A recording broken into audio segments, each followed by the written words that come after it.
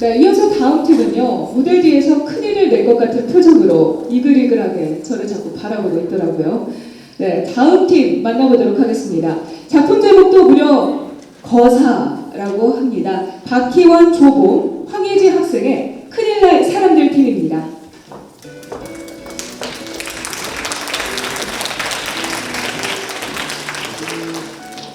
안녕하십니까. 저희는 큰일 날 사람들입니다.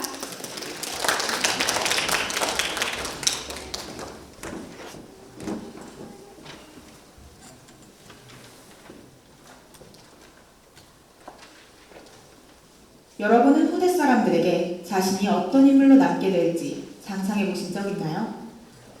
우리는 어쩌면 역사서에 실리는 유명한 위인이 될 수 있고 아무데도 이름을 남기지 못한 채 조용히 잊혀질지도 모릅니다.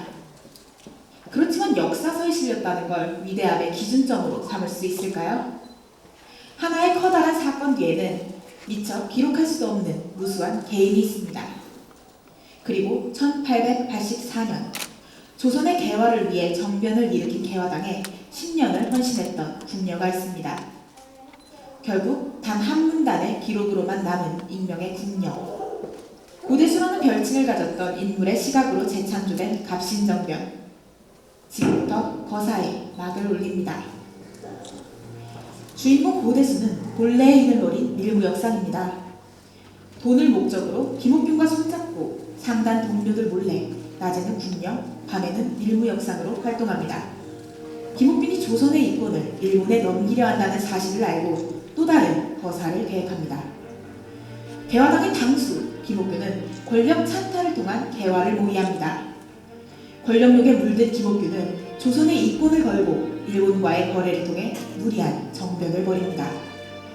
수구파의 정점 명성황후는 개화에는 긍정적이지만 계급을 뒤흔드는 사상은 반기지 않습니다. 이에 김옥균과 대립하며 개화당의 앞길을 가로막습니다.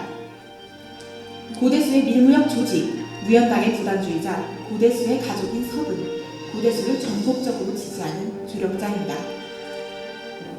정변 30일 전, 정변의 날짜가 잡히고 개화당은 군사력과 자본, 수구파의 정보를 얻기 위해 움직입니다. 김옥균은 고종을 통한 군사 계획을 꾀하면서 고대수를 거쳐 명성황후의 정보와 궁궐의 지도, 군사 물품을 들여옵니다.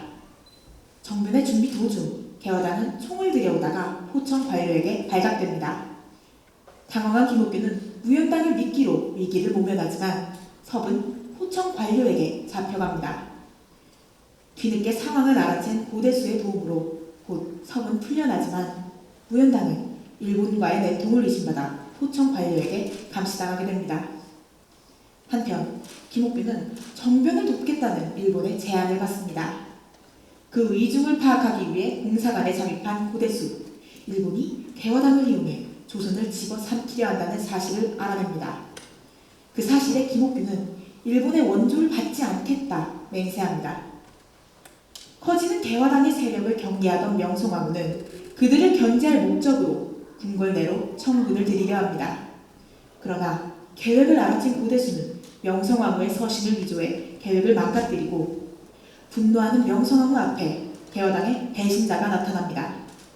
그는 고종이 고민하는 군사 계획이 김옥균의 계책이라는 사실을 밝힙니다. 군사계획 결렬.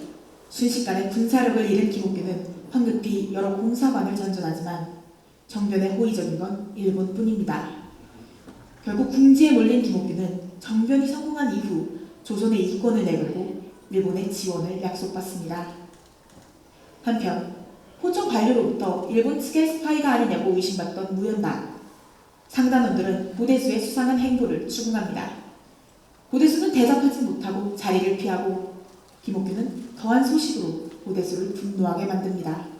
장인도 나라를 판돈으로 걸지는 않소. 그러나 조선을 구원할 수 있는 자는 나밖에 없소. 혼란에 빠져 상단으로 돌아온 고대수는 자신이 개화당의 스파이였다는 사실을 밝히며 도움을 구합니다.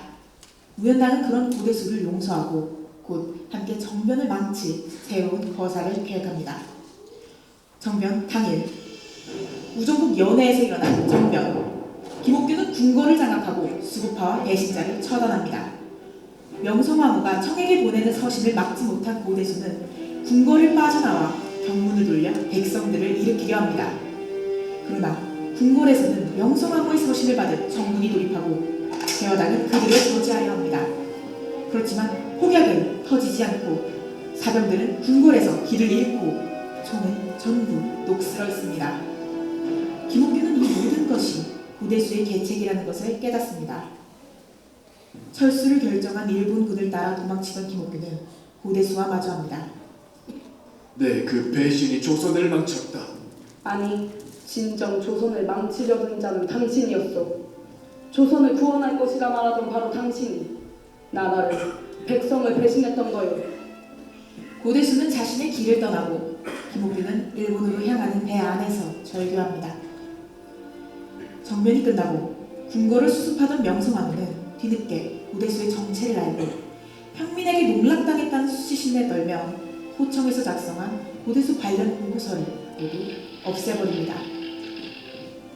그로부터 몇 년 후 사발통문을 사이에 두고 모여있는 사람들, 그들에게 한 여인 섭이 찾아옵니다. 우리 거사를 한번 치러보지 않겠소? 갑신정변이라는 사건은 실패한 혁명이라는 이유로 지금껏 크게 주목받지 못했습니다. 하지만 갑신정변은 복잡한 관계도가 얽힌 서사적으로 매력적인 사건이며 이러한 이유로 관객들에게 낯설지만 신선하게 다가갈 수 있으리라 확신했습니다. 3일 천하로 끝난 갑신정변의 단발성은 영화로 구현했을 때 더욱 강렬한 메시지를 나타낼 수 있을 것입니다. 고대수라는 캐릭터를 창작하는 데에 앞서 저희는 사극 영화 시장 내 여성 주인공의 부재에 대해 주목했습니다. 새로운 여성 캐릭터를 요구하는 이 시대에 저희는 고대수라는 인물을 통해 참신한 해답을 제시할 수 있으리라 확신했습니다. 또한 영화 거사는 실제 인물인 고대수와 갑신정변이라는 사건이 재평가받는 계기가 될 것입니다. 저희 큰일 날 사람들은 앞으로 지속적인 만남과 회의를 통해 내년 2월까지 시나리오를 완성할 예정입니다. 누구에게서 시작되었는지 알 수 없는 움직임이 모여 커다란 사건이 되고 앞으로도 고대수와 같은 운명의 사람들은 함께 역사를 만들어 나가게 될 것입니다. 그리고 우리의 거사도 계속될 것입니다. 지금까지 큰일 날 사람들이었습니다. 감사합니다.